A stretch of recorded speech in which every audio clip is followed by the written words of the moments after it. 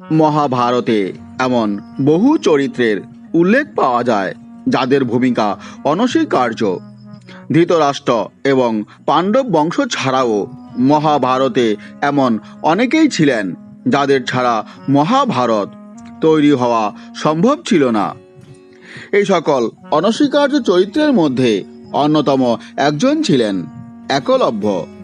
সাধারণত ধৃতরাষ্ট্র ও পাণ্ডব পুত্রদের সঙ্গে শিক্ষালয় বিদ্যা শিখতে দ্রোণাচার্যের কাছে গিয়েছিলেন একলব্য। সেখান থেকেই মহাভারতে একলব্যের ভূমিকা শুরু হয়েছিল। কিন্তু আসলে একলব্যের জন্মভূমি কোথায়, কার পুত্র একলব্য, সে সম্পর্কে অনেকের কাছে সঠিক ধারণা নেই। তো বন্ধুরা, চলুন আজ জেনে নেওয়া যাক একলব্যের কাহিনী এবং কিভাবেই বা একলব্যের মৃত্যু হয়েছিল।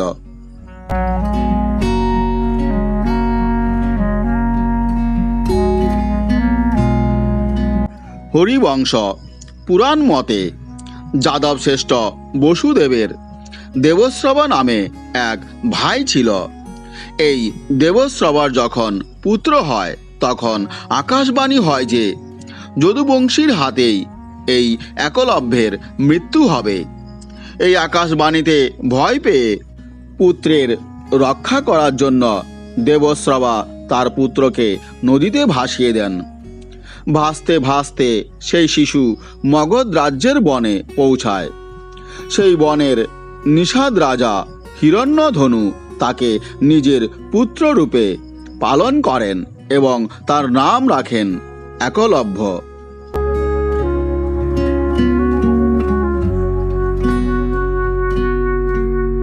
একলব্য যদুবংশের মতো মহান বংশের বংশোদ্ভূত হওয়ার কারণে সে এত প্রতিভাবান এবং দুর্ধর্ষ ধনুর্ধর ছিলেন।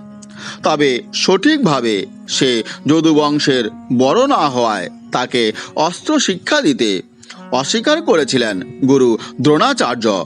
কিন্তু তবুও হার মানেননি একলব্য। দ্রোণকে নিজের গুরু মনে করে ধনুর্বিদ্যা শিখে গিয়েছিলেন এবং একজন শ্রেষ্ঠ ধনুর্বান হয়ে উঠেছিলেন তিনি।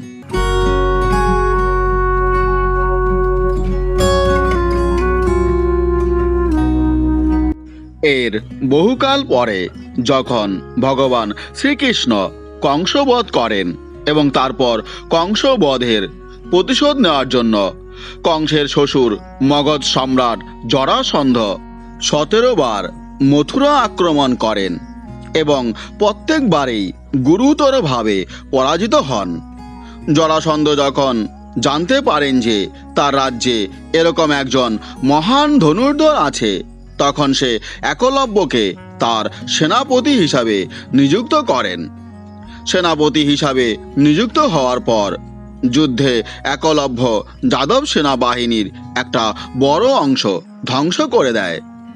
তার এই ভীষণ পরাক্রম দেখে স্বয়ং ভগবান শ্রীকৃষ্ণ তার বিরুদ্ধে যুদ্ধে অবতীর্ণ হন এবং তাকে বীর গতি প্রদান করেন। আর এভাবেই আকাশবাণী সত্যি হয়েছিল এবং সমাপ্ত হয়েছিল একলব্যের জীবন কাহিনী।